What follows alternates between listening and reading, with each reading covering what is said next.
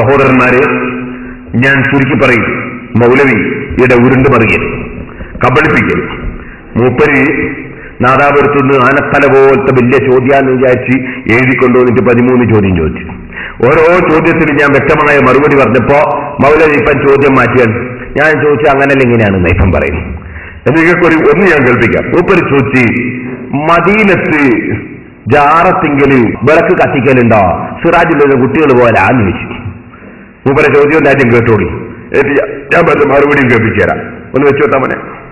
അവിടെ വിളക്ക് കത്തിക്കാൻ ആരെയാ പറഞ്ഞേക്കല്? സിറാജുദ്ദീനിലെ കുട്ടികളാണോ അവിടെ കറിഞ്ഞ വിളക്ക് കത്തിക്കല്? മക്കത്തും മദീനത്തുമൊക്കെ വിളക്ക് കത്തിക്കാൻ ആരാ പോകല്? സിറാജുദ്ദീനിലെ കുട്ടികളാണോ അവിടെ വിളക്ക് കത്തിക്കരുത് എന്ന് ചോദിച്ചു മൗലവി. നാദാപുരത്ത് വലിയൊരു ചോദ്യമായിട്ട് ഒരു ഷാർജ എന്നെ എഴുതിക്കൊണ്ടുവന്ന ചോദ്യ. ഞാൻ അതിന് നല്ല മറുപടിയും പറഞ്ഞു. മറുപടി വെച്ചോട്ടാ മോനെ. പിന്നെ ചോദ്യം വിളക്ക് കത്തിക്കലുണ്ടോ? പിന്നെ അവിടെ ഇരുട്ടിലിരിക്കല.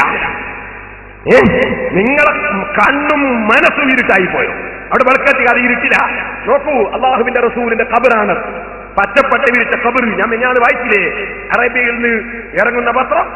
അവിടെ അതാ ഖബർ, അവിടെ അതാ നോക്കൂ, നന്നായിട്ട് മെഴുകുതിരി പോലെ വെച്ചിരിക്കുന്നത് നോക്കോ. ഇനി ഞാൻ നിങ്ങളോട് പറയട്ടെ സഹോദരന്മാരെ, പിന്നെ ചോദിച്ചത് എന്താണ്? എണ്ണത്തിരി ഞാൻ കാണിച്ചു തന്നല്ലോ മൗലവി, എന്നാ നിങ്ങൾക്ക് കേൾക്കണോ? ആദ്യകാലത്ത് ബൾബില്ല, ട്യൂബില്ല, അന്ന് വിളക്കാണ് വെക്കല്. ആ വിളക്ക് നിങ്ങൾക്ക് കാണണോ? നേരത്തെ പൊന്നിന്റെ വിളക്കായിരുന്നു റൗളാ ശരീഫിൽ കത്തിക്കല്. നിലത്ത് വെക്കുന്ന വിളക്ക് റൗളാ ശരീഫിൽ വെച്ചിരുന്നു. നിങ്ങൾക്കിതിനെ സംബന്ധിച്ച് വിവരമില്ലാത്തതിന് ഞങ്ങൾ ഉത്തരവാദി. പൊന്നിന്റെ വിളക്ക് വെച്ചിരുന്നു, പിന്നീട് അതിന്റെ ആവശ്യമില്ല, ലൈറ്റ് വന്നു, പിന്നെ ആവശ്യമില്ല, അതുകൊണ്ട് അത് എടുത്തുപോയി. സാധനം ഇന്നും സൂക്ഷിപ്പുണ്ട്. അതെ, ഞാന് റൗളാ ശരീഫിൽ വെച്ചിരുന്ന വിളക്കിന്റെ ചിത്രമടക്കം വെച്ചിട്ട് അങ്ങനെ വിളക്ക് കത്തിച്ചിരുന്നു.